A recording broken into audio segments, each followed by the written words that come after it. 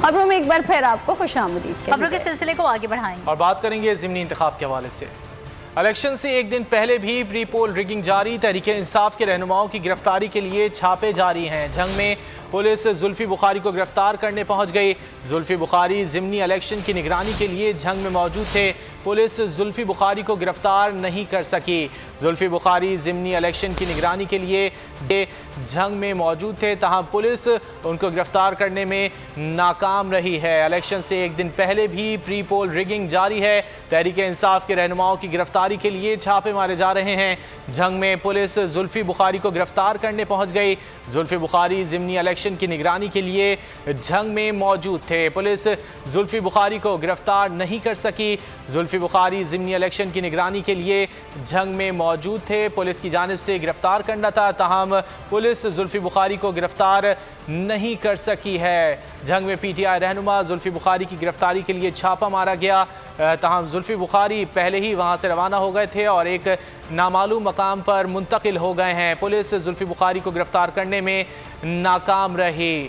Punjab police की जानिब से छापे मारे जा रहे हैं और झंग में मौजूद थे पाकिस्तान तहरीक इंसाफ के रहनुमा जुल्फी बुखारी। उनको गिरफ्तार करने के लिए पुलिस वहां पहुंची, ताहम जुल्फी बुखारी को गिरफ्तार ना कर सकी क्योंकि वो वहां पर मौजूद नहीं थे और नामालूम मकाम पर मुंतकिल हो गए थे। तफसीलात जान लेते हैं बोल न्यूज़ के नुमाइंदे सैयद अदनान से। अदनान, बताइएगा। जी, जुल्फी बुखारी झंग में इलेक्शन को मॉनिटर करने के लिए तशरीफ लाए थे और पीटीआई के ऑफिस कचहरी चौक पे मौजूद थे कि अचानक ही बाहर काफी भारी तादाद में पुलिस की नफरी पहुंची, जिसके बाद जुल्फी बुखारी वहां से रायत महमूद हयात भट्टी मिनिस्टर की गाड़ी में बैठ कर नामालूम मकाम पर। तमाम इतलात यही है कि ये पुलिस उन्हें गिरफ्तार करना चाह रही थी, जिससे जुल्फी बुखारी बच के निकल गए। पुलिस जुल्फी बुखारी को गिरफ्तार करने पहुंची थी झंग, ताहम जुल्फी बुखारी पहले ही वहां से रवाना हो गए और नामालूम मकाम पर मुंतकिल हो गए। बहुत शुक्रिया सैयद अदनान, आपने इस हवाले से अपडेट किया। इलेक्शन कमीशन की दरख्वास्त पर वजारत दाखिला ने पंजाब में 2000 FC एहलकार तैनात करने का फैसला कर लिया। Secretary election commission Umar Hamid Khan कहते हैं, chief election commissioner Sikandar Sultan Raja ने पाक फौज से कहा था कि वोटर्स की हिफाजत के लिए फौज और रेंजर्स के जवानों की तैनाती ज़रूरी है। उमर हमीद ने कहा, अवाम बिला खौफ व खतर घरों से निकलें और वोट कास्ट करें। चीफ इलेक्शन कमिश्नर ने secretary election commission Umar Hamid Khan को इलेक्शन सिक्योरिटी और इंतजामात का जायजा लेने के लिए लाहौर कैंप ऑफिस कायम करने की हिदायत भी की।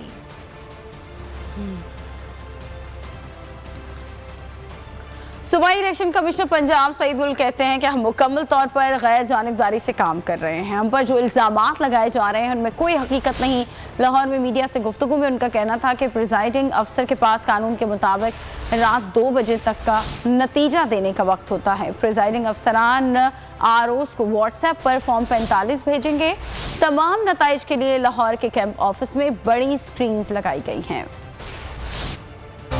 किए हुए हर एक RO के ऑफिस में जहां से सामान की तरसील होगी, प्रिजाइडिंग ऑफिसर अपना सामान लेके जाएंगे अलॉन्ग विद द सिक्योरिटी। हर एक पोलिंग स्टेशन के लिए अलग अलग गाड़ी जाएगी और हमने जो इंतजाम किए हुए हैं, बहुत ज़्यादा डिप्लॉयमेंट की है पुलिस की, क्योंकि लाहौर में हमारे आधे पोलिंग स्टेशन तकरीबन यहाँ पे 2 कैटेगरीज है, हाईली सेंसिटिव और सेंसिटिव। इसमें नॉर्मल पोलिंग स्टेशन हमने किसी को डिक्लेयर नहीं किया ड्यू टू चार्ज एनवायरनमेंट, और इस पर हमने बहुत ज़्यादा डिप्लॉयमेंट की है लॉ एनफोर्समेंट एजेंसी की। इसके अलावा हमारे पास रेंजर्स यहाँ पे QRF में रहेगी और आर्मी भी स्टैंड बाय रहेगी। तो इंशाल्लाह हमारी तरफ से तमाम इंतजामात मुकम्मल है। जो लॉ में लिखा हुआ है कि वो पिक्चर लेगा और वो व्हाट्सएप वो भेजेगा, इलेक्ट्रॉनिकली भेजेगा। वो कोई भी मोड हो सकता है, वो RTS भी हो सकता है, वो व्हाट्सएप भी हो सकता है, वो कोई दूसरा तरीक़ेकार भी हो सकता है। तो हमने यही तरीक़ेकार अपनाया कि वो व्हाट्सएप पे ही आएंगे RO के पास। वहाँ से फिर जब एक्चुअल रिजल्ट आ जाएगा तो इसको इंशाल्लाह हम यहाँ पे कंपाइल करेंगे। लेकिन वो तो कानून में है कि रात के 2 बजे तक हमने रिजल्ट देना है।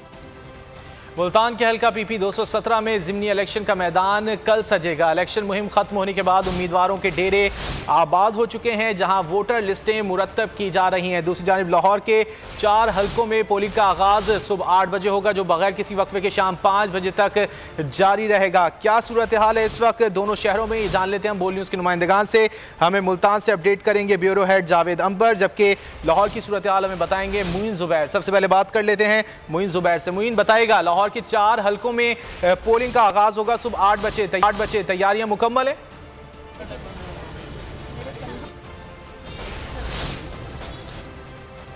लाहौर के इन 4 हलकों में इस वक्त इलेक्शन कमीशन और जो पार्टीज़ जो इस इलेक्शन में हिस्सा ले रही हैं उनकी जानिब से मुकम्मल कर ली गई हैं। लाहौर के जो 4 हलके हैं उनमें कांटेदार मुकाबला कल देखने में नज़र आएगा मुस्लिम लीग नून और तहरीक इंसाफ के उम्मीदवारों के दरमियान। तो दोनों इस वक्त ना सिर्फ उम्मीदवार बल्कि जो वर्कर्स हैं वो भी काफ़ी ज़्यादा पुरजोश आ रहे हैं। साथ जो ज़िले इंतज़ामिया है, पुलिस है, उसने भी अपने इंतज़ाम किए हैं। जो हलके हैं 4 उनको मुख्तलिफ जगहों पर पुलिस इस वक्त नाके लगाई खड़ी है और इस वक्त सिक्योरिटी के मजमूई तौर पर इन 4 हलकों में काफ़ी ज़्यादा सख्त इंतज़ाम कर दिए गए हैं। मैं इस वक्त मौजूद हूँ पाकिस्तान तहरीक इंसाफ के लाहौर के हलका PP 158 में, जहाँ पर मियाँ अकरम उस्मान और राना शराफत जो मुस्लिम लीग नून के हैं उनके दरमियान काफ़ी ज़्यादा मुकाबला कल देखने में नज़र आएगा। वर्कर्स इस वक्त यहाँ पर आ रहे हैं। कल के इंतज़ाम और जो पार्टी की तरफ से इंस्ट्रक्शंस हैं वो ली जा रही हैं। यहाँ पर कुछ लोग कारकुनान खासे पुरजोश नज़र आ रहे हैं। हमारे साथ ही रहिएगा। मुइज़ मुल्तान का वहाँ मौजूद हैं ब्यूरो हेड जावेद अंबर। जावेद बताएगा मुल्तान में क्या सूरत हाल है? PP 217 में ख़ासतौर पर जो हल्का है वहाँ पर कैसा जोशो खरोश है कारकुनान में, वोटर्स में?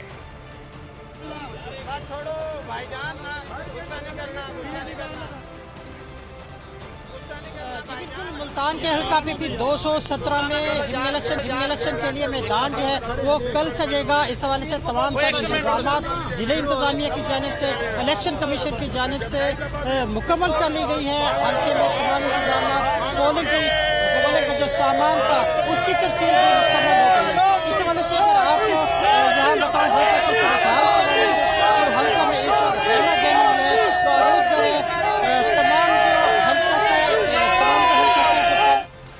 जोशो खरोश उरूज पर है। साथ रहेगा जावेद अंबर। आगे बढ़ेंगे पंजाब के दीगर शहरों की तरफ। फैसलाबाद में भी ज़िमनी इलेक्शन के सिलसिले में PP 97 में नून लीगी उम्मीदवार अजमल चीमा और पाकिस्तान तहरीक इंसाफ के अली अफजल शाही के दरमियान कांटे का मुकाबला मुतवक्के है। इस बारे में हल्के में मौजूद हैं बोल न्यूज़ के नुमाइंदे GA तनवीर बताएगा हल्के में क्या सूरत हाल है, क्या कहना है वोटर्स का?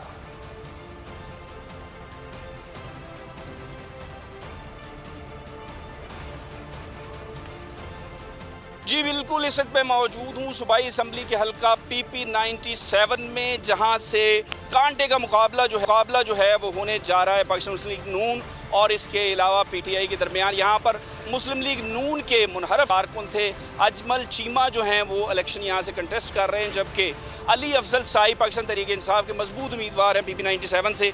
यहाँ पर मौजूद लोगों से जानते हैं आप किसे वोट देंगे इस बार इंशाल्लाह PTI का। PTI को वोट देने की क्या वजूहात है? वो गरीब आवाम का ज़्यादा सोचते हैं। घी भी मुनासिब था, चीनी भी मुनासिब थी, पेट्रोल के बहुत रेट मुनासिब रखे और इस हुकूमत में से कंट्रोल तो नहीं हो रहा। अली अफजल शाही अजमल चीमा इस हल्के से क्या देखते हैं? यहाँ से अफजल शाही जीतेंगे। अली अफजल शाही। अली अफजल शाही के हवाले से PP 97 में इस वक्त जो है वो ज़मीन हमवार दिखाई देती है। ताम अब ये कल का रोज़ इस बात का फैसला करेगा। वोटर्स खासे पुरजोश हैं कल के ज़िमनी इंतखाबात के हवाले से। बहुत शुक्रिया GA तनवीर, हमें फैसलाबाद से अपडेट कर रहे थे। ब्यूरो हेड मुल्तान जावेद अंबर हमारे साथ मौजूद है। इसके अलावा मुइन ज़ुबैर ने हमें लाहौर की सूरत हाल से अपडेट किया। आप सबका बहुत शुक्रिया। पिछले 3 घंटे से पुलिस हमारे घर पर मौजूद है। हमें इलेक्शन की तैयारियों से रोका जा रहा है। तहरीक इंसाफ के रहनुमा शिबली फराज की लोधरा में मीडिया से गुफ्तगू कहा पुलिस IG पंजाब की हिदायत पर हमें हिरासत कर रही है। पुलिस कहती है ज़िले के अलावा बाहर के रिहायशी लोग यहाँ ना आएँ।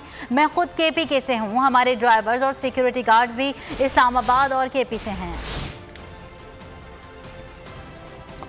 आई हुई है और बुनियादी तौर पे उनका मकसद है कि हमारी जो तैयारी है उसमें खलल डालें और हमसे वो ऐसी एक अंडरटेकिंग ले रहे हैं जिसमें वो ये कह रहे हैं कि जी कैंडिडेट और उसके जो कोई मुलाजिमीन भी हैं, चाहे उनका ताल्लुक़ खैबर पख्तूनख्वा से हो, वो कोई भी इधर हमारे पास नहीं रह सकता। यानी कि ये एक इलेक्शन कैंपेन है और उसमें हमसे ये अंडरटेकिंग ली जा रही है कि हम इधर अकेले हैं और ना हमारे पास किसी को अलाउ करेंगे और अगर कोई आया तो उसके ज़िम्मेदार हम होंगे। ये देखें, ये एक बहुत भोंडा तरीका है। हुकूमत अपनी पूरी मशीनरी इस्तेमाल कर रहे हैं, और वो ये धौंस भी दिला रहे हैं, और वो हर चीज़ में हमारे पिछले कोई 2 घंटे उन्होंने ज़ाया किए हैं। किसी भी उसके कोई नहीं बनता, इसका सेंस नहीं बनता, कोई मंतक नहीं बनती। लॉ एंड ऑर्डर की जिम्मेदारी उससे लें। ये काम पुलिस का है। पुलिस को चाहिए कि वो सिक्योरिटी फराहम करे, न कि इधर आके और घुस के और कहे कि जी आप हमें दें एक अंडरटेकिंग कि जी इसमें कोई बाहर का बंदा कोई नहीं होगा। इलेक्शन है। और फवाद चौधरी कहते हैं कि पंजाब में कोई भी तहरीक इंसाफ ज्वाइन करता है तो उसे मुजरिम बना दिया जाता है। हमारे रहनुमाओं और कारकुनान को बेजा केसेस में उलझाया जा रहा है। जो भी पीटीआई की हिमायत कर रहा है उसे गिरफ्तार किया जा रहा है। लोगों को पुलिस गर्दी जो है वो हो रही है और लोगों को अरेस्ट किया गया। आपने पीटीआई को ज्वाइन किया, अगले दिन पता चला कि आप तो बहुत बड़े मनी लॉन्ड्रर थे। आपने आज पीटीआई के कैंडिडेट की हिमायत की, पता चला आप तो डकैत हैं।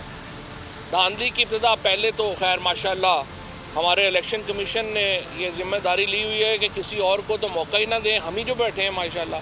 एक सिंध से जो रुकन है निसार साहब इलेक्शन कमीशन के, वो सिंध हुकूमत से पैसे ले रहे हैं। उनके खिलाफ रेफरेंस फैसल वोडा ने दायर किया हुआ है सुप्रीम जुडिशल काउंसिल में। उस रेफरेंस की हियरिंग ही नहीं हो रही है अल्हम्दुलिल्लाह, और वो हर फैसला लिख दिया रहे हैं। अब तक इलेक्शन कमीशन के तकरीबन हर फैसले को आला अदालतों ने स्ट्राइक डाउन किया, लेकिन कोई पूछने वाला नहीं है इलेक्शन कमीशन से। हमजा शहबाज को तो खुद ही कुछ शर्म करनी चाहिए और अलहदा हो जाना चाहिए। जाती उम्रा में जाके इलेक्शन कैंपेन करता, वो मरियम नवाज़ को लगाया हुआ इलेक्शन कैंपेन करने, खुद सरकारी वसाइल के ऊपर जो है बैठे हुए हैं। तो अगर जरूरत थी, हिम्मत थी, अगर आप एक पॉलिटिकल आदमी हैं तो पहले इलेक्शन कैंपेन करते ना जाके। खबरों का सिलसिला भी जारी है। वक्त हुआ है ब्रेक का, और ब्रेक के बाद देखिए कशीदगी बरकरार और बहरी जंगी जहाज तैयार।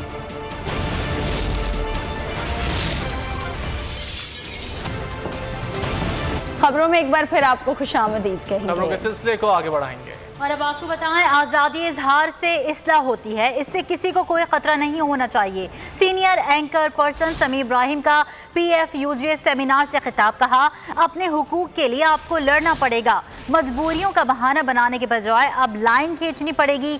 ये भी बोले कि लोग इमरान खान को आखिरी उम्मीद के तौर पर देख रहे हैं। इमरान खान दोबारा वजीर आजम बनेंगे। अरे राय, इसका बड़ा गहरा ताल्लुक है हमारी जिंदगियों से और इस मुल्क के मुस्तकबिल से।